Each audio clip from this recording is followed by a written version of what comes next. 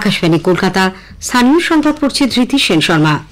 আরজিকর হাসপাতালে তরুণী চিকিৎসক খুনের ঘটনায় কলকাতা হাইকোর্ট ওই হাসপাতালের অধ্যক্ষ পদে ইস্তফা দেওয়া সন্দীপ ঘোষকে ছুটিতে যেতে বলেছে। এর জন্য সময় দেওয়া হয়েছে আজ বিকেল ৩টে পর্যন্ত। তা না হলে তাঁরা এই নির্দেশ দিতে বাধ্য হবেন বলে হাইকোর্টের বেঞ্চ জানিয়েছে।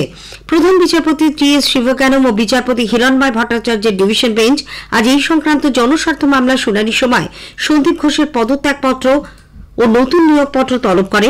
পদত্যাগের কয়েক ঘন্টার মধ্যে কিভাবে সন্দীপবাবু নতুন নিয়োগপত্র পেলেন সেই প্রশ্ন তুলেছেন প্রধান বিচারপতি। এই ঘটনায় পুলিশের কাছ থেকে আজই মামলার কেস ডায়েরিও তলব করা হয়েছে। বেঞ্চের পর্যবেক্ষণ, জুনিয়র ডাক্তারদের এক সহকর্মীকে যে নির্মমভাবে ধর্ষণ ও হত্যা করা হয়েছে তাতে চিকিৎসকদের অবস্থানকে কোনো মতেই অন্যায্য বলা যায় না।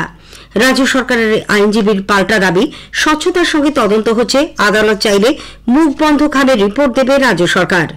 আগে জানানো হয়েছে, বিক্ষোভ আন্দোলনের মধ্যেই গতকাল আরজিকর মেডিকেল কলেজের অধ্যক্ষ পদে সন্দীপ ঘোষ ইস্তফা দেন, কিন্তু তার পদত্যাগপত্র গৃহীত হয়নি।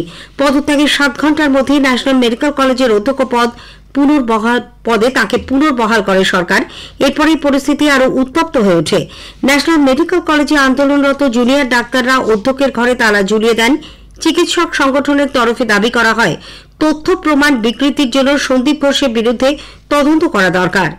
আজও সকাল থেকে এর প্রেক্ষিতে ন্যাশনাল মেডিকেল কলেজের পরিস্থিতি উত্তপ্ত। রোগী কল্যাণ সমিতির চেয়ারম্যান স্বর্ণকমল সাহা, বিধায়ক জাভেদ খান প্রমুখ হাসপাতালে গেলে তাদের ঘিরেও পড়ুয়ারা গো ব্যাক স্লোগান দিতে থাকেন। সন্দীপ ঘোষ কলেজের অধ্যক্ষ হলে সেখানেও মেয়েদের কোনো নিরাপত্তা থাকবে কিনা এই প্রশ্ন তুলে তারা বিক্ষোভে সামিল হয়েছেন। শেষ পর্যন্ত দুজনেই ফিরে যেতে বাধ্য হন। অন্যদিকে খুনের ঘটনার প্রেক্ষিতে আরজিকর হাসপাতালের চেস্ট মেডিসিন বিভাগের প্রধানকে আজ লালবাজারে তলব করা হয়েছে।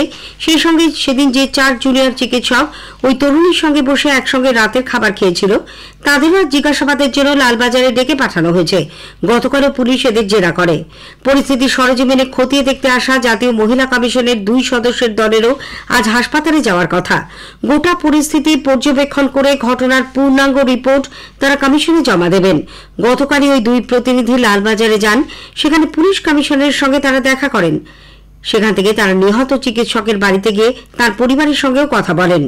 এদিকে এই ঘটনাকে কেন্দ্র করে রাজ্য জুড়ে জুনিয়র ডাক্তারদের কর্মবিরতির জেরে সর্বত্রই চিকিৎসা পরিষেবা ব্যাহত হচ্ছে, ফলে দুর্ভোগের সাধারণ মানুষ।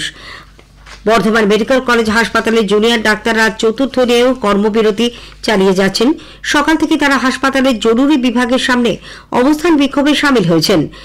জামালপুর ব্লক হাসপাতালের চিকিৎসক ও স্বাস্থ্যকর্মীরা আজ বেলা 11টা থেকে 12টা পর্যন্ত কর্মবিরতি পালন করেন। জলপাইগুড়ি সরকারি মেডিকেল কলেজ হাসপাতালের চিকিৎসকেরা জরুরি বিভাগ ছাড়া সমস্ত বিভাগে কাজ বন্ধ রেখেছেন। এই ঘটনার প্রতিবাদে শিল্পী, সাংস্কৃতিক কর্মী ও বুদ্ধিজীবী মঞ্চের পক্ষ থেকে আজ বিকেল 4টে শ্যামবাজার 5 মাথার মোড়ে এক প্রতিবাদ মিছিলের ডাক দেওয়া হয়েছে। পূর্ব বর্ধমানের জামালপুরের জৌগ্রামে 8 বছরের নাবালিকার ওপর যৌন নির্যাতন চালানোর অভিযোগে প্রতিবেশী বৃদ্ধকে পুলিশ গ্রেপ্তার করেছে। ধৃতের নাম আব্দুল সালাম। তাকে গতকাল বর্ধমান পক্সো আদালতে তোলা হলে বিচার বিভাগীয় হেফাজতে পাঠানো হয়েছে 17 আগস্ট পর্যন্ত। ধৃতের মেডিকেল পরীক্ষারও নির্দেশ দেওয়া হয়েছে। এদিকে বন্ধুর সঙ্গে ঘুরতে গিয়ে বিশেষভাবে সক্ষম এক তরুণীর গণধর্ষণের ঘটনায় চাঞ্চল্য ছড়িয়েছে পূর্ব বর্ধমানের নবদ্বীপ রোডে। শক্তিগড় থানার পুলিশ ওই ঘটনায় তাপস পণ্ডিত, সজল ঘাটওয়াল ও বিক্রম মালিক নামে 3 অভিযুক্তকে গ্রেপ্তার করেছে। নির্যাতিতার গোপন জবানবন্দি নেওয়া ও মেডিকেল পরীক্ষাও করা হয়েছে। আগামী মাসে কুর্মী সমাজের আন্দোলনের প্রেক্ষিতে তাদের দাবি দাওয়া নিয়ে আলোচনা করতে নবান্নে আজ এক বৈঠক ডাকা হয়েছে। আদিবাসী কুর্মী সমাজ সহ বেশ কয়েকটি জনজাতি সংগঠনকে ওই বৈঠকে উপস্থিত থাকতে বলা হয়েছে। ৭৮তম স্বাধীনতা দিবস উদযাপন উপলক্ষে সারা দেশে শুরু হয়েছে হর ঘর তিরঙ্গা অভিযান। চলবে 15 আগস্ট পর্যন্ত।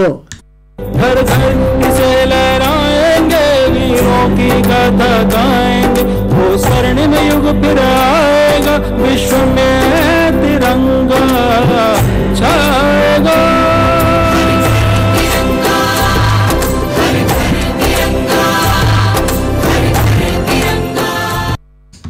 জলপাইগুড়ির প্রধান ডাকঘর থেকে আজ সকালে হর ঘর তিরঙ্গা শোভাযাত্রা বের করা হয়।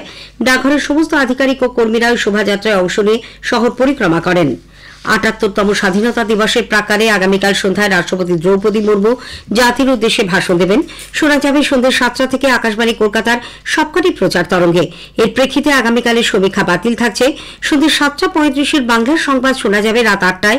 স্থানীয় সংবাদের ঠিক পরেই গীতাঞ্জলি, মৈত্রী ও ১০৭ মেগাহার্টজে। স্থানীয় সংবাদ শেষ হলো।